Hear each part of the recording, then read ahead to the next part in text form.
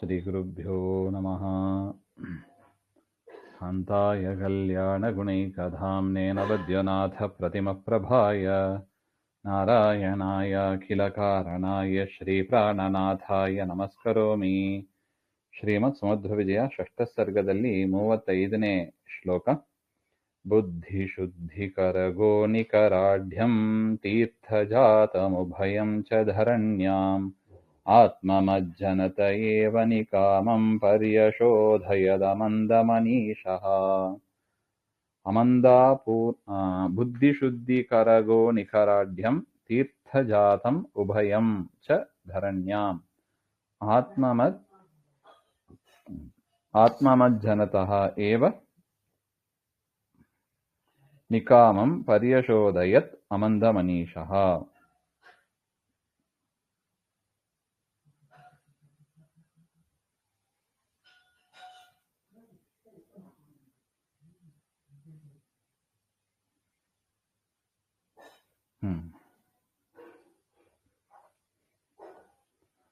ಅಮಂದ ಮನೀಷಃ. ಮಂದ ಅಂದ್ರೆ ಸ್ವಲ್ಪ ಅಂತ ಅರ್ಥ, ಮನೀಷ ಅಂದ್ರೆ ಬುದ್ಧಿ ಅಂತ ಅರ್ಥ. ಮಂದ ಮನೀಷಃ ಅಂದ್ರೆ ಏನು? ಸ್ವಲ್ಪ ಬುದ್ಧಿ ಉಳ್ಳವರು ಅಂತ ಅರ್ಥ. ಅಮಂದ ಮನೀಷಃ ಅಂದ್ರೆ ಮಂದಕ್ಕೆ ವಿರುದ್ಧ ಅಂದ್ರೆ ಪೂರ್ಣ ಅಂತ ಅರ್ಥ. ಪೂರ್ಣ ಬುದ್ಧಿ ಉಳ್ಳವರಾದ ಶ್ರೀಮನ್ ಮಧ್ವಾಚಾರ್ಯರು ಅಂತ ಅರ್ಥ. ಅವರು ನಾವು ನೋಡಿದಂತೆ ಉತ್ತರ ಭಾರತಕ್ಕೆ ಯಾತ್ರೆ ಮಾಡ್ತಾ ಇದ್ದಾರೆ. ಹೇಗೆ ಮಲೆಯ ಪರ್ವತದಿಂದ ಗಾಳಿ ಹೊರಟು ಸಂಚಾರ ಮಾಡುತ್ತದೋ ಅದೇ ರೀತಿಯಾಗಿ ವಾಯುದೇವರ ಮಧ್ವಾಚಾರ್ಯರ ಸಂಚಾರವು ಆಗ್ತಾ ಇತ್ತು ಹಾಗೆ ಅಂತ ಅದರ ಒಂದು ವಿವರವನ್ನ ತಿಳಿಸ್ತಾ ಇದ್ದಾರೆ. ಹೇಗೆ ಇತ್ತು ಅವರ ಯಾತ್ರೆ ಹೇಗಿತ್ತು ಅಂತ ಹೇಳ್ತಾರೆ. ಅಮಂದ ಮನೀಷಃ ಪೂರ್ಣ ಬುದ್ಧಿ ಉಳ್ಳ ಶ್ರೀಮನ್ ಮಧ್ವಾಚಾರ್ಯರು ಅರ್ಥ. ಬುದ್ಧೇಹೇ ಅಂತಃಕರಣಸ್ಯ ಶುದ್ಧಿಂ ಕರೋತಿ ಇತಿ ತಾದೃಶ ಯೋ ಗೋ ನಿಖರಃ ವಚನ ಸಮೂಹಃ ತೇನ ಆಢ್ಯಂ ಸಂಪೂರ್ಣಂ. ಅಂದ್ರೆ ಬುದ್ಧಿ ಶುದ್ಧಿ ಕರಗೋ ನಿಖರಾಢ್ಯಂ ಹಾಗೆ ಅಂತ.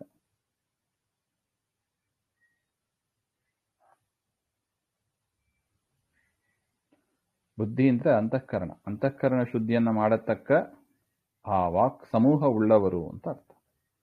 ವಾಕ್ ಸಮೂಹದಿಂದ ಕೂಡಿದವರಾದವರು ಅಂತ ಅರ್ಥ. ಆಚಾರ್ಯರ ಮಾತು ಸರ್ವಮೂಲ ಗ್ರಂಥಗಳನ್ನು ಕೇಳಿದರೆ ಏನಾಗ್ತದೆ? ಮನಸ್ಸಿನ ಶುದ್ಧಿ ಆಗ್ತದೆ ಅಂತ. ಅದೇ ಮುಖ್ಯ ವಿಚಾರ ಅದು. ಯಾಕಂದ್ರೆ ಈ ನಮ್ಮ ಮನಸ್ಸಿನ ಕೊಳೆಯನ್ನ ತೆಗೆಯುವ ವಿಚಾರ ಕಷ್ಟ ಇದೆ. ಏನೋ ಪಾತ್ರೆ ಇದ್ರೆ ವಿಮ್ಮೆ ಗಿಮ್ಮೆ ಏನೋ ಹಾಕಿ ತೊಳೆದು ಬಿಡಬಹುದು. ಮನಸ್ಸನ್ನ ಶುದ್ಧಿ ಮಾಡೋದು ಅಂದ್ರೆ ಹೇಗೆ? ಅದು ಮನಸ್ಸು ಕೈಗೆ ಸಿಗೋದೇ ಇಲ್ಲ, ಸೂಕ್ಷ್ಮ ಅದು. ಅದನ್ನ ಹೇಗೆ ಸ್ವಚ್ಛಪಡಿಸೋದು? ಹಾಗೆಂದ್ರೆ ಅದಕ್ಕೆ ನಮಗೆ ಸಾಧ್ಯ ಇಲ್ಲ. ಅದು ಅದಕ್ಕೆ ಇರುವ ಉಪಾಯ ಅಂದ್ರೆ ಇದೆ. ವ್ಯಾಸಮಧ್ವರ ಅಂದ್ರೆ ವೇದವ್ಯಾಸರ ಶ್ರೀಮನ್ ಮಧ್ವಾಚಾರ್ಯರ ಶಾಸ್ತ್ರಗಳನ್ನ ನಿರಂತರ ಕೇಳ್ತಾ ಇರಬೇಕು. ಆಗ ಮನಸ್ಸಿನ ಶುದ್ಧಿ ಆಗುತ್ತದೆ ಹಾಗೆ ಅಂತ. ಬುದ್ಧಿ ಶುದ್ಧಿ ಕರಗೋ ನಿಖರಾಢ್ಯಂ ಅಂತ ಮಧ್ವಾಚಾರ್ಯರು ತೀರ್ಥ ಇದನ್ನ ಎರಡು ರೀತಿಯಾಗಿ ಅನ್ವಯ ಮಾಡ್ತಾರೆ. ಒಂದು ತೀರ್ಥ ಪರವಾಗಿ ಅರ್ಥ ಮಾಡ್ತಾರೆ, ಅಂದ್ರೆ ನದಿ ಇತ್ಯಾದಿ ಪರವಾಗಿ ಅರ್ಥ ಮಾಡ್ತಾ ಇದ್ದಾರೆ. ಆ ನದಿಯು ಕೂಡ ಏನ್ ಮಾಡ್ತದೆ? ಬುದ್ಧಿ ಶುದ್ಧಿ ಕರೇನ ಗೋನಿಕರೇನ ಜಲಸಮೂಹೇನ ಆಢ್ಯಂ. ನಮ್ಮ ಶರೀರವನ್ನ, ಬುದ್ಧಿಯನ್ನ, ಅಂತಃಕರಣವನ್ನು ಶುದ್ಧ ಮಾಡತಕ್ಕ ಜಲಸಮೂಹದಿಂದ ಕೂಡಿದ್ದಾಗಿದೆ ಹಾಗೆ ಅಂತ. ಅದು ತೀರ್ಥದ ಪರವಾಗಿ ವ್ಯಾಖ್ಯಾನ ಮಾಡುದು. ಉಭಯಂ ಚ ತೀರ್ಥಜಾತಂ.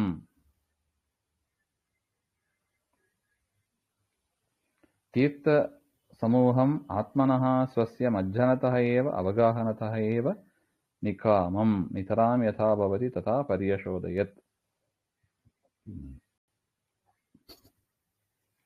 ಆಚಾರ್ಯರು ತೀರ್ಥ ಸ್ನಾನವನ್ನ ಮಾಡ್ತಾರೆ. ಅಂದ್ರೆ ಅನೇಕ ನದಿಗಳಲ್ಲಿ ಸ್ನಾನ ಮಾಡಿದರೆ ಆ ತೀರ್ಥ ಎಲ್ಲ ಶುದ್ಧವಾದವಂತು. ತಮ್ಮ ಅವಗಾಹನ ಮಾಡುವುದರಿಂದ ತೀರ್ಥಗಳು ಶುದ್ಧವಾದವು. ನಾವು ಸ್ನಾನ ಮಾಡಿದರೆ ನಮ್ಮಲ್ಲಿ ಇರುವ ಪಾಪವನ್ನ ಅದರಲ್ಲಿ ಹಾಕಿ ಬರ್ತೀವಿ, ತೀರ್ಥದಲ್ಲಿ ಹಾಕಿ ಬರ್ತೀವಿ. ಆಚಾರ್ಯರಂತವರು ಹೋಗಿ ಸ್ನಾನ ಮಾಡಿದರೆ ಆ ನದಿ ಪವಿತ್ರ ಆಗ್ತದೆ ಅಂತಾರೆ. ಆ ನದಿಯನ್ನು ಪವಿತ್ರ ಮಾಡತಕ್ಕವರು ಅಂತ.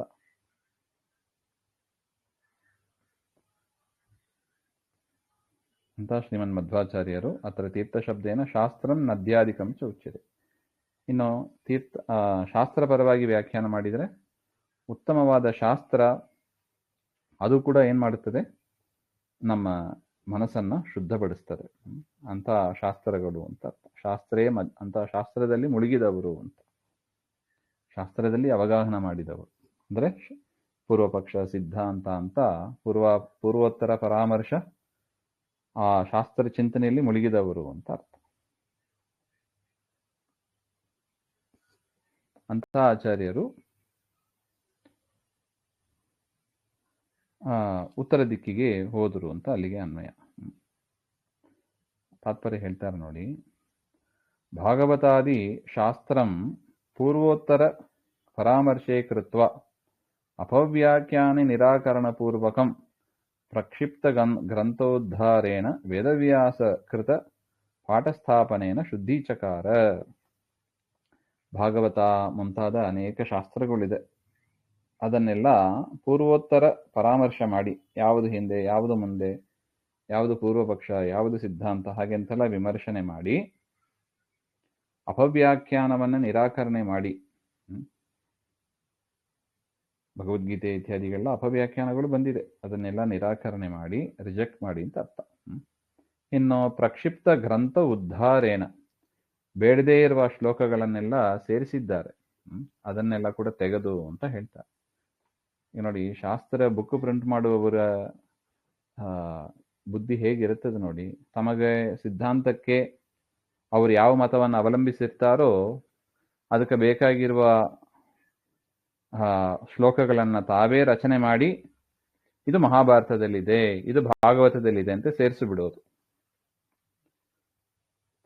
ತಮಗೆ ವ್ಯಾಖ್ಯಾನ ಮಾಡಲಿಕ್ಕಾಗದೆ ತಮ್ಮ ಸಿದ್ಧಾಂತಕ್ಕೆ ವಿರುದ್ಧವಾಗಿ ಯಾವ್ಯಾವ ಶ್ಲೋಕಗಳಿದೆಯೋ ಅದನ್ನೆಲ್ಲ ತೆಗೆದು ಬಿಡೋದು. ಹೀಗೆಲ್ಲ ಆಗಿತ್ತು ಹಿಂದೆ, ಆಚಾರ್ಯರ ಕಾಲದಲ್ಲೇ ಆಗಿತ್ತಂತೆ. ಎಷ್ಟು ಫ್ರಾಡ್ ಇದನ್ನು ಬುಕ್ ಫ್ರಾಡ್ ಅಂತಾರೆ. ಎಲ್ಲೆಲ್ಲೋ ಫ್ರಾಡ್ ನಡೀತಾ, ಹಿಂದಿನ ಕಾಲದಲ್ಲಿ ನಡೆದ ಫ್ರಾಡ್ ಅಂದ್ರೆ ಹೀಗಿತ್ತು ಅಂತಾರೆ. ತಮಗೆ ಬೇಕಾಗಿರುವ ಶ್ಲೋಕಗಳನ್ನು ಸೇರಿಸೋದು, ಬೇಡದೇ ಇರೋದನ್ನ ತೆಗೆದು ಬಿಡೋದು, ಹೀಗೆಲ್ಲ ಮಾಡಿ ಬುಕ್ ಪಬ್ಲಿಷ್ ಮಾಡಿಬಿಡೋದು. ಪಬ್ಲಿಷ್ ಮಾಡಿದ ಮೇಲೆ ಮುಗೀತು, ಅದೇ ಪ್ರಮಾಣ ಅಂತ ಅದನ್ನ ಇಟ್ಕೊಂಡು ಓದ್ತಾ ಕೂತಿರ್ತಾರೆ ಅಷ್ಟೆ. ಈ ತರ ಹಿಂದೆ ಆಗಿತ್ತು. ಅದರಿಂದ ಆಚಾರ್ಯರು ಬಂದು ಏನ್ ಮಾಡಿದ್ರು, ವೇದವ್ಯಾಸರಿಗೆ ಸಮ್ಮತವಾದ ಪಾಠ ಯಾವುದು ಅದನ್ನೆಲ್ಲ ಸರಿಯಾಗಿ ಮಾಡಿ ಆ ಎಲ್ಲವನ್ನು ಶುದ್ಧೀಕರಣ ಮಾಡಿದರು ಅಂತ ಒಟ್ಟಿಷ್ಟ ಅಭಿಪ್ರಾಯ ಮಾಡಿ.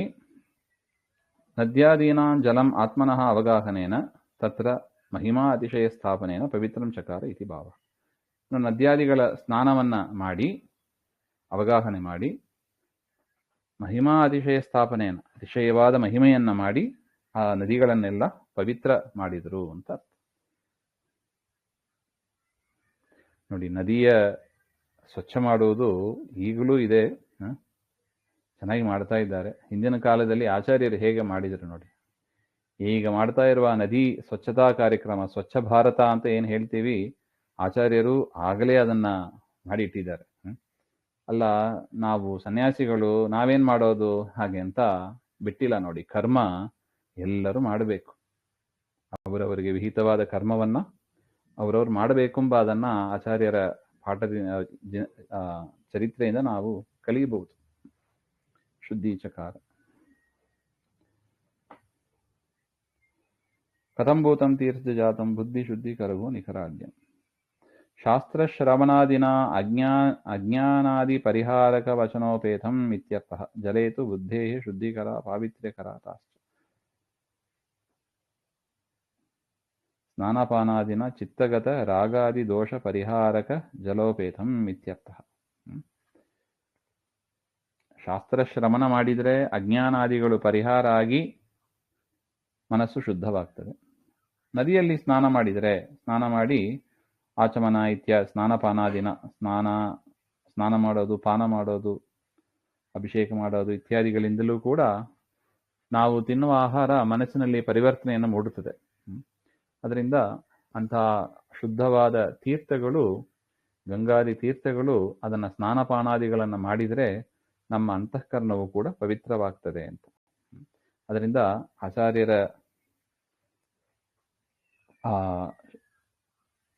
ತೀರ್ಥ ಸ್ನಾನವನ್ನು ಕೂಡ ಯಾವ ಚಿಂತನೆಯಿಂದ ಮಾಡಬೇಕು ಅಂತ ಹೇಳ್ತಾ, ಈ ರೀತಿಯಾದ ಒಂದು ಚಿಂತನೆಯಿಂದ ನಾವು ನದಿಯಲ್ಲಿ ಸ್ನಾನ ಮಾಡಬೇಕು ಅಂತ ಹೇಳ್ತಾ ಇದ್ದಾರೆ.